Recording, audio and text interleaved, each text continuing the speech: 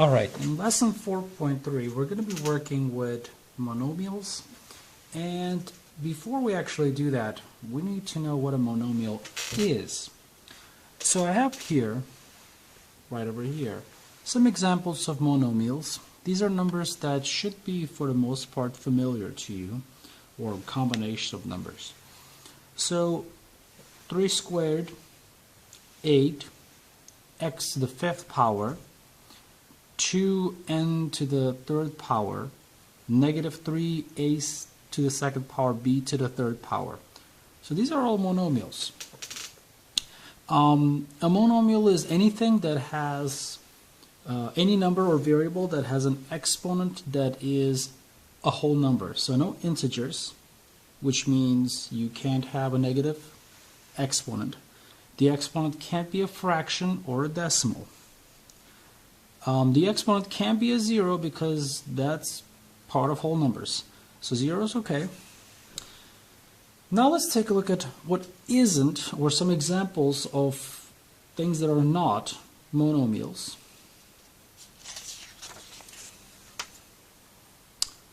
So right down here, I have, let me bring this up. I have some numbers and combinations of numbers that we consider to not be monomials. See, not monomials. 3 to the negative 2nd power, 8 to the 1.5th power, 5 plus y, 2 to the x power, n to the 3rd power, 1 over 3rd power, and 1 over w squared. So these are all considered to be not monomials. And in a second we'll explore exactly what is and what isn't a monomial, but here are some rule breakers. A negative exponent, so that's a big no-no. Can't have any negative exponents. Negative numbers are not whole numbers. Here I have a decimal, not a whole number. Here, technically the 5 and the y by themselves aren't breaking any rules, but it's 5 plus y. So this is not a monomial, this is you adding two monomials. It's a monomial plus a monomial. That's technically what we call a polynomial. So it's not just one thing, it's two things. By themselves they're not breaking the rules, but together there's two of them, so it's not a monomial. Variable as an exponent, that's another no-no. Variables, well, they can be anything, that's why they can be something that's other than a whole number. So that's why you can't have variable as an exponent. Here I have a fraction similar to the decimal. Can't have that. And last but not least, I have the exponential form in the denominator. Technically this is not allowed because if I were to write this in the numerator, I could flip this and make the exponent negative, which would technically be just like here. So that's why you can't have the exponential form be as a denominator, because its standard form would be flipped up with a negative exponent. That's also no-no. So this is getting kind of confusing. What can't be a monomial? What can be a monomial? The easiest way is to look at things that cannot be a monomial. So if you know what cannot be a monomial, then the rest are monomials.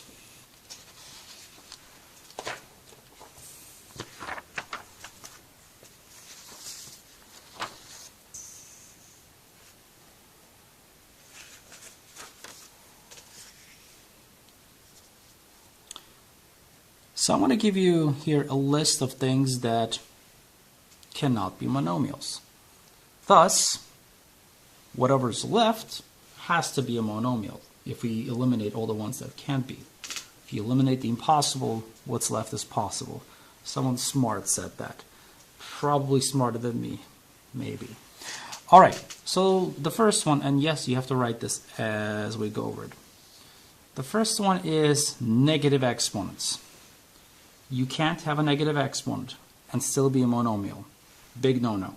Like no, no, no, no, no, no, no. Or the long no. So you can't have negative 2 or negative 5 or negative 11 as an exponent. We know how to work with them. Those exponents exist, but if you have that, we don't consider that to be a monomial.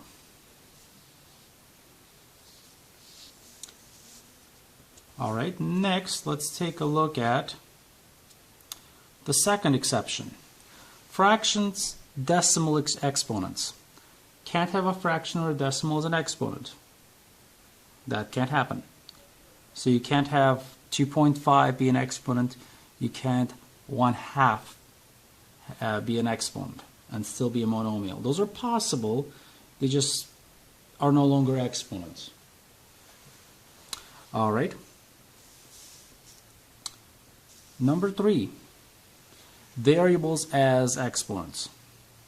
Again, a big no-no, mostly because variables can be anything and monomials can only have whole numbers as exponents. So that kind of variables are too unstable. We want stability when we're talking about monomials, so variables are out. No x's, y's, m, or z's, or any other letter in the exponent.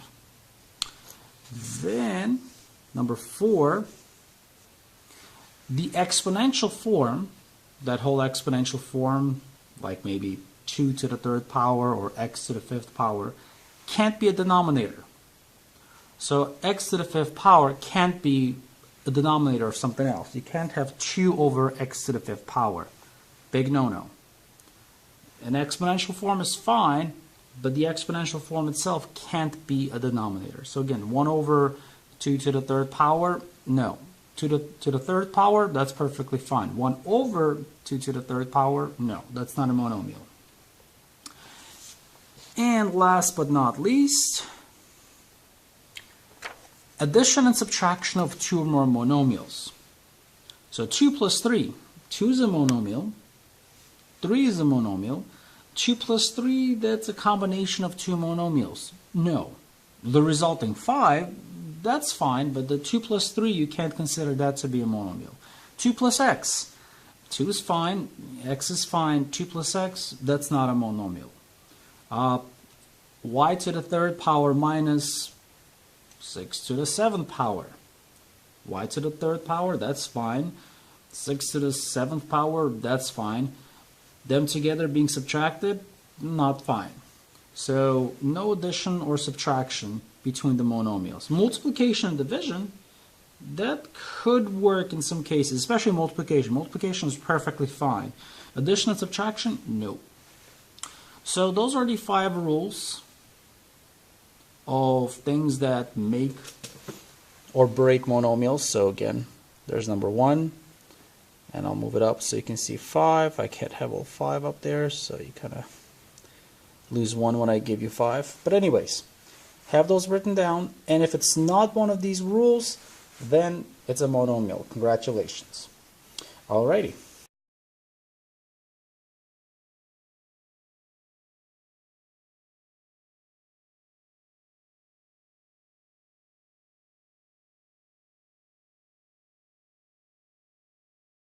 Alright, let's do a few examples, and let's concentrate on this top left problem first.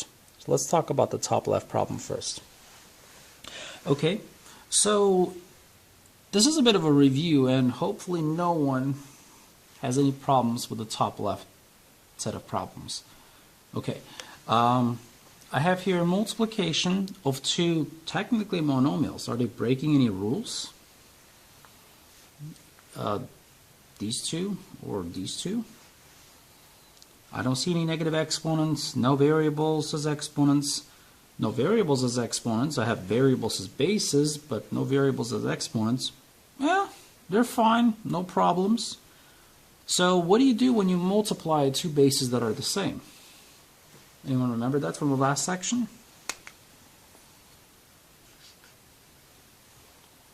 You add the bases, says someone in the audience that is very, very smart. Well, I said that. How does that make me smart? Of course it does.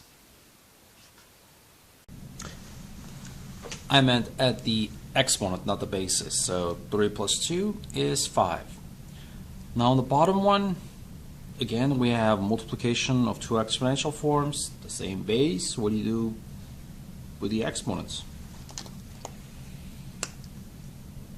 Of course, you add them. And 4 plus 5 happens to be 9.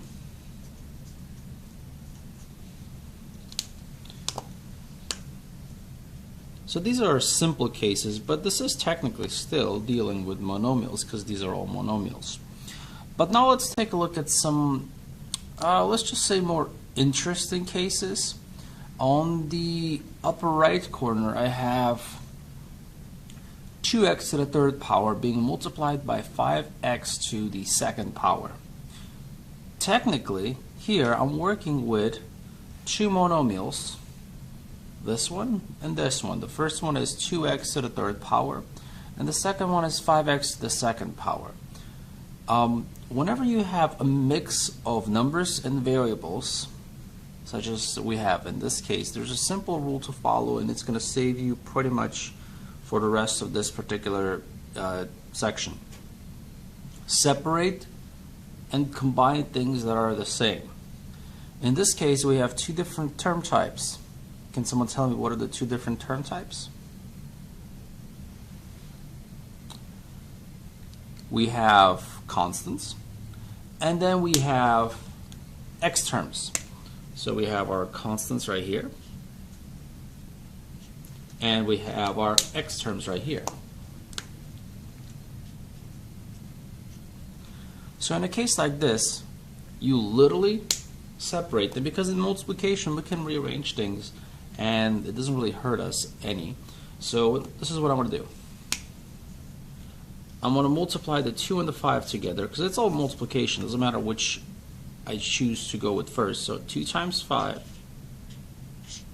And then I'm going to deal with my x terms sort of separately. X to the third times x to the second. Once I have them separated as such, I just do what I would normally do whenever I had a combination like this. So 2 times 5, well, that's 10. No surprise there. What about right here? What do we end up with right here? You said x to the 5th power. You're correct, because it's the same base. We're adding the exponents.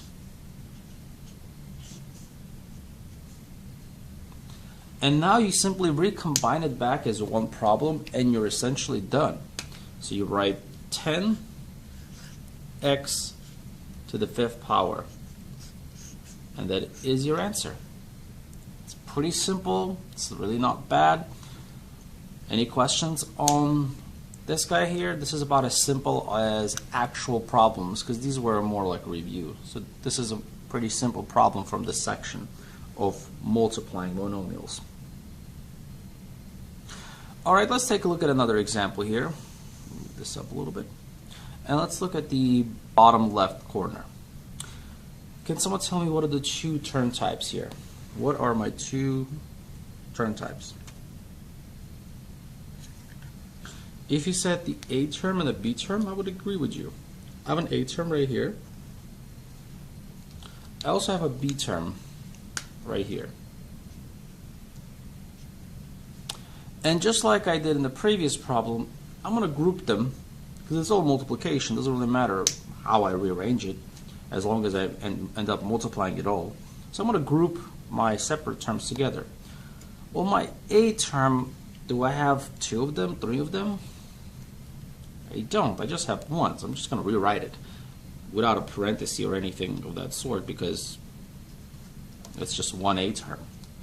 Now my B term, on the other hand, I can arrange them in a cluster. I have B times a minus B to the 5th power as such. Alrighty. So that's not so bad. I put my A aside and I rearranged my B terms together. I have the same base. The minus technically again isn't part of the base. So I have the same base. Well, in this case it is, but we count it as the same base as long as it's the same letter. And what is B and B to the 5th power? What does that give us as far as exponents? Because we're multiplying. Gives us B to the 6th power. So I'm going to rewrite this A to the 3rd right here. over here, I'm going to write this as the negative stays, the negative doesn't go anywhere, b to the 6th power, because this b technically has an exponent of 1, so 1 plus 5. And then I simply put them together, and customarily in math, the negative goes in the front of everything else. So my final answer should look like this. Negative in the front, a to the 3rd, b to the 6th. And that is it. That is my answer. It's not so bad. It's not so bad at all. Questions? All right, let's go ahead and tackle the problem that is in the lower right part of this paper. It's not bad at all. You have two different term types. Can someone tell me what the two different term types are?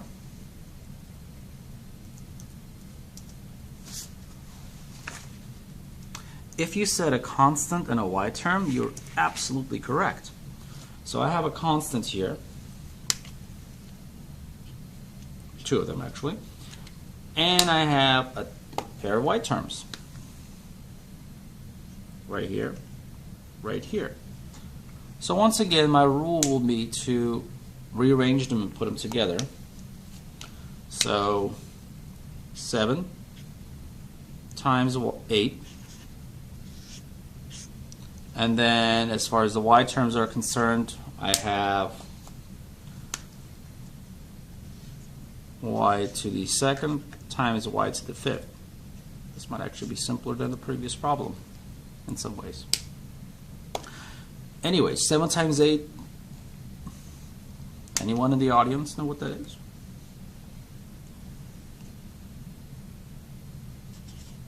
$56 if memory serves. Let me double check that on the calculator. I think I'm right. I am. Yay me. And what do we end up with right here? Y to the 2nd times y to the 5th. We end up with y to the 7th because we're adding the exponents. And that's that. I already arranged it as such. That's the final answer. You could have wrote the parentheses in the previous step like I did right here. You really don't have to. That's good enough. That's the answer technically, so of course it's good enough. Any questions on that problem? All right, let's go ahead and move on to the next part. Types, and this one is, I guess, a bit tougher. This is a bit more challenging. So in this case, I have 3 different term types. Can someone tell me what the 3 different term types are?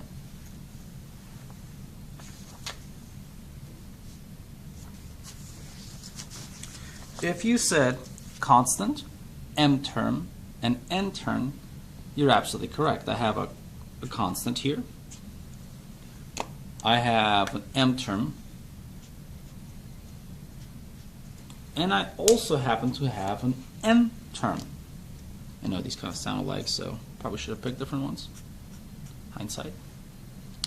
Anyways, and just like before, I'm going to group these separate terms together, constants, m's, and n's all together. So first I'm going to do my constants, 8 times 4. Then I'm going to group my m terms, m to the 5th times m to the 2nd. And finally, I'm going to go ahead and group my n term, which is n to the n to the 3rd times n to the negative 8. There we go. So right here, that should be pretty simple. That's a 32. I'm going to keep the parentheses. Why not? Just for right now. Right here, I guess I didn't have to. What do I have here? M to the 7th. Just add the exponents. 5 plus 2. And what do I have right here?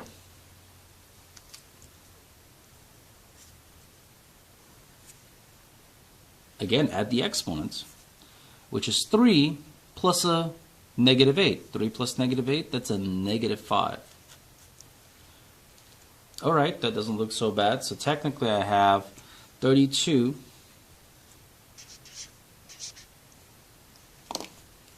m to the 7th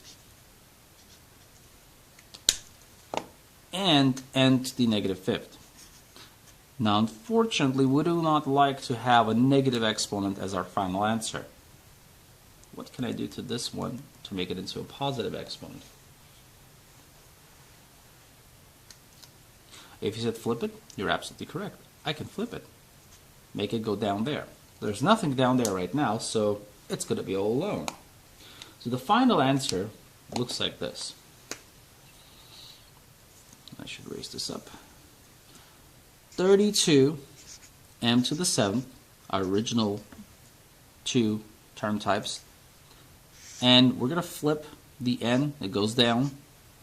The exponent becomes positive. That is the final answer. And again, that was a bit more of a challenging problem, I suppose. So let me know if you have any questions on that one before we move on to the next part. All right.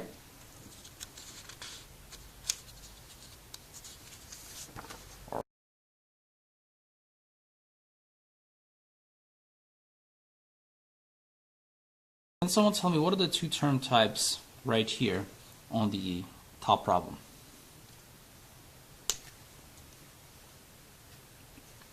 The constants right here, and I have the x terms right here. So I want to group them as such. I want to separate them temporarily. I can always bring them back into 4 over 2 times, and I can do this again. This doesn't really affect the problem. I'm not doing anything except just separating them. X to the second. Now, I'm going to deal with them separately. What's 4 divided by 2? 2. What about right here? What do I do with the exponents?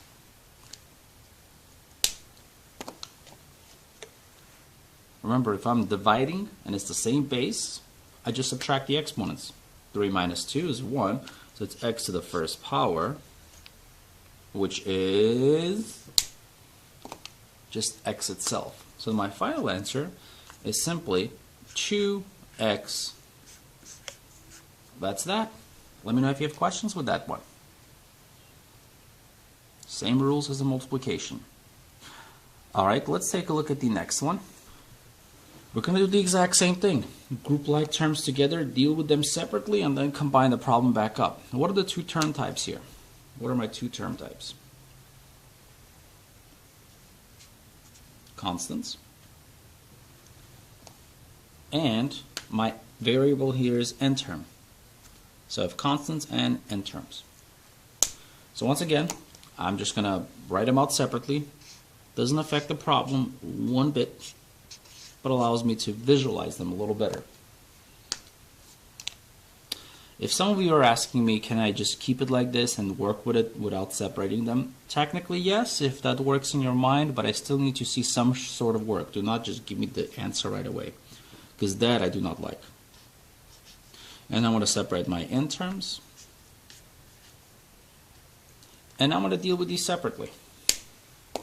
What's 15 divided by 5? But of course it's 3. And right here, n to the 7th divided by n to the 4th. Same base. What do I do with the exponents? I of course take them and subtract them. 7 minus 4 is n to the 3rd power. So that's technically my answer. I'm just going to rewrite it in a different color for no good reason. There we go. Not so bad again. Questions? Wonderful. This one is just like the last two, except it's got 3 different terms. What are the 3 different terms here? Someone help me out.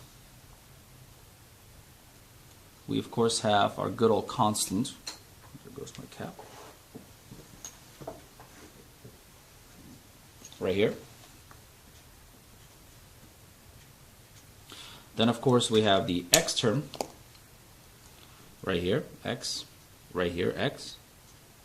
And we have a third term here. In this case we have the y term. I'm going to use red for this one. Why not? Just like before, separate them all, work them out separately, and then recombine them. So first, constants. I have 8 over 6. Then, x terms next. I have x to the 5th over x to the 7th. And then I have my y terms, which I'm going to change to brown because I'm going to need to write in a little bit here, I think. Yes, I will. So y to the 4th over y to the 4th. All right. Now let's work this out one by one. 6 does not go into 8 evenly. An unfortunate fact, but it is what it is. I can, however, simplify these by crossing out a 2 from each, because the 8 is technically 4 times 2, while the 6 is technically 3 times 2. I can cancel out a 2 from both, so I can write this as 4 over 3. What about the x terms? What's my outcome there? Someone tell me. If you said x to the negative 2nd power, you're absolutely correct. 5 minus 7 is a negative 2. What about the y's? 4 minus 4, that's a 0. So y to the 0 power. My final answer is going to look like this. I can't really do anything to the constant, so it just stays a fraction. It's okay. Fractions are not our enemies. I have to flip the x term.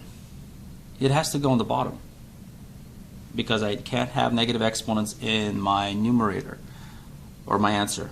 So this x actually flips down and goes into the denominator to join the 3, while the exponent turns positive. What's y to the 0 power? It's just 1. So do I even have to write it?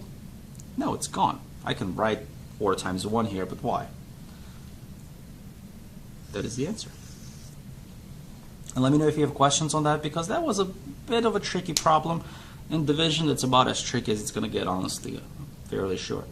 Unless I decide to be a little mean.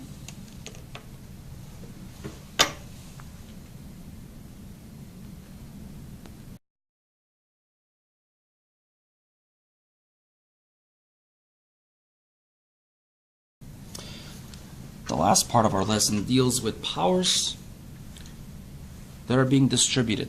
So distributing the power in cases like these. Super simple rule. And you deal with this like you would with anything else when you have something outside of a parenthesis. It's got to be distributed to both members of the parenthesis. In this case, you're going to distribute the power to everything inside. Again, super simple. Right now, I have 2x, and they're all taken to the 5th power. All you do is you distribute the 5 out here, to this here, and to that there. Now, the reason you do this, and I'll show you in just a second, and before I do that, let me write down what it would look like. So if I distribute the power to both, it would look something like this. 2 to the 5th, x to the 5th. The reason that works is because right now this exponent tells me, take this and multiply this against yourself 5 times. So 2x times 2x times 2x times 2x times 2x. How many 2's do I have? 1, 2, 3, 4, 5. How many x's do I have? 1, 2, 3, 4, 5. Now that's why that works. So this is 2 to the 5th power, which would be 32 x to the 5th. That's it. Super simple rule. There is a power outside of a parenthesis, distribute it to everything inside, and you're good to go. In this case, both of these didn't have powers to begin with, so I didn't have to do anything. It literally just, I got a new exponent stuck on. Let's take a look at the one on the upper right corner. This one's a little bit more interesting. I have an exponent of 3 here. I'm going to distribute it to both members of the parenthesis. The 4 doesn't have a power to start with. The b does. So whenever I have power to the power, do you remember the rule? What do I do with the exponents whenever I have power to the power? Very good. I indeed multiply them. So the 4 didn't have anything. We're ahead of 1, so 1 times 3 is simply 3. So the 3 just stuck on. In case of the b, though, b already has a valid exponent of 2, so I multiply them. 2 times 3. 2 times 3. So my final answer is 4 to the 3rd power b to the 6th power, which is 64 b to the 6th power, and that's my final answer. Questions on that one?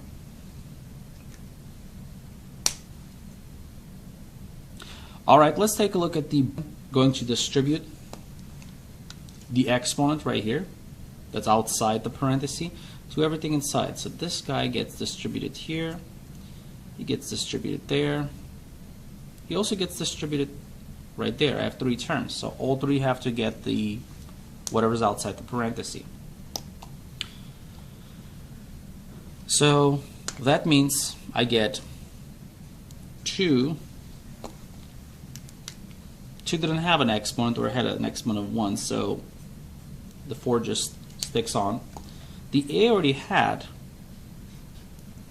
an existing exponent, 3, so it's going to be 3 times 4. The b already had an existing exponent. It had a 6, so it's going to be 6 times 4. And then I just simplify.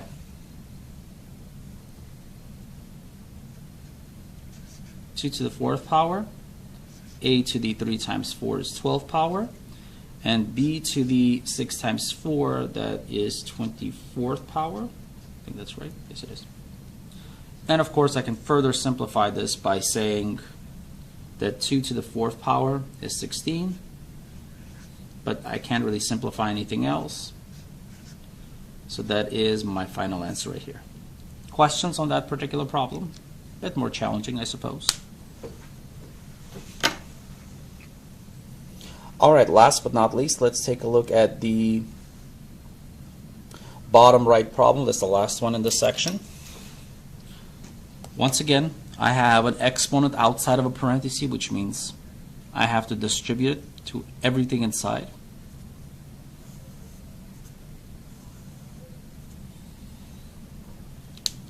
Which means I'm going to get, in this case, a negative 4 and I have to put it in parentheses because this exponent now has to respect the negative sign. The negative sign was part of the parenthesis. If this negative was outside the parenthesis, I wouldn't have to worry about it because the negative is part of the parenthesis. The exponent has to apply to it. That's a very subtle thing, but one thing that you can easily mess up on. So now that negative is part of that base. Then I have the m didn't really have an exponent, it had an exponent of 1, so the 2 simply tags along as its new master. And the n has an existing exponent, so power to the power, you multiply. 5 times 2. Which means I get negative 4 to the 2nd, m to the 2nd, n to the 10th. And the final simplification, negative 4 times negative 4, because the negative 4 is my base, is of course positive 16, m to the 2nd power, n to the 10th power, And that is my final answer. Questions on the last problem? All right, thank you.